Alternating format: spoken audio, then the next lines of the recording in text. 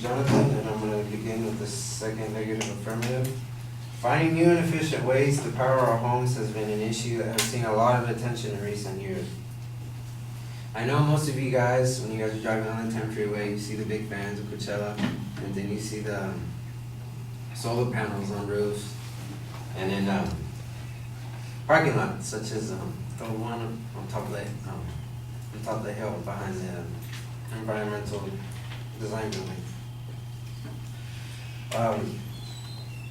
We've been looking for new and efficient ways to try to utilize renewable energy, because today more than ever the effects of global warming are becoming more obvious than ever. Recently, the Pacific Electric and Gas Company has made a mandate by 2030 that 50% of California's electrical energy will be from renewable resources. California is green, and it's been leaning towards that way for a while, which is why it's a problem that our advocates are advocating that nuclear power be the top source for energy in California. I will discuss two points that would challenge my advocate's claim of making nuclear power the primary energy in California. My first point is a workability claim, that nuclear power requires massive amounts of money to maintain. And my second claim is a disadvantage claim, which is switching to nuclear power will endanger the environment. On my first claim, nuclear power plants cost a lot to maintain. I agree with my advocates. Nuclear power is a very efficient way to produce energy. It's very efficient, but it just costs too much. It's way too much. So high that some of these plants have been shut down because of the costs are too high. An example of this, they're too high because if something goes wrong, if it all goes all fine and they produce energy that they're expecting to, it's all fine. But if something goes wrong, something breaks, something of this nature, it's bad. And sometimes it's so much money that they're even shut down for it. An example of this is the Crystal River plant in Florida. In a report made by the owning power company, Duke Energy, while replacing the plant's 500-ton steam generators, which these already go for $600 million, they found cracks in the containment building surrounding the reactor vessel. So they made the repairs for these cracks. Well, as they made the repairs, they found more cracks all around the reactor vessel. Well, the cost to fix this massive problem, which is around the reactor vessel, I mean, it could have been really bad, but they decided to shut down the plant because it was too much money. Another example of this is the San Onofre in San Diego, here in California.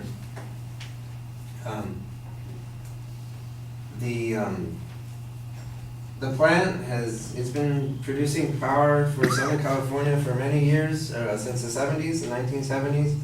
But when they were doing their evaluations of the plant, they found that these newly purchased steam generators were faulty. And like I said before, they're around $60 million each. The companies did not have the money to make the repairs for this.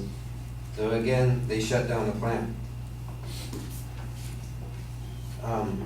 And still, the San Onofre reactor, even though it's shut down, and to make another point, just to shut down these things are so much money. It's the San Onofre was it cost $2.7 billion just to shut it down, and the people surrounding the plant are still paying the utility taxes for it. For my second claim that nuclear power endangers the surrounding environment, one of the biggest negatives of nuclear power is that it's dangerous for the environment. And I just want to point out first that I understand that Japan's Fukushima incident was caused by a natural disaster. and you don't plan for that. Well, I think that's the reason it makes it more dangerous. As we all know, earthquakes in California are very, very, very frequent, and the possibility of a big earthquake hitting and creating, a massive effect of just chaos, radiation all over it, it could be really bad. That's actually one of the reasons why they decided to, one of the big reasons why they decided to close down the Diablo Canyon reactor, which is the only one in California, because it's near 3 faults, and they discovered that it was actually only 3 miles from a fault, 3 miles from the Hosbury fault, 2 years after they already started construction. So it's hard to plan for these types of things, but I mean, they happen, and if a big enough earthquake were to happen and causes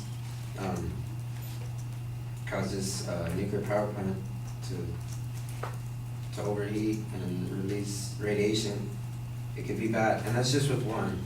It would affect over around 1 million people in the surrounding area, and that's just one nuclear reactor. Can you imagine if there's 9 or 8 that are all around the state that constantly always has earthquakes? And they might be small, but the possibility of one big one hitting and possibly making a chain reaction of radiation outbreaks, it's too high. So I don't see the point of risking millions of Californians' lives just for a source of energy that's already out the door in California. We've moved on and we're looking to new renewable energy sources. And I don't see a point to risk any of the lives, the safety of a lot of people.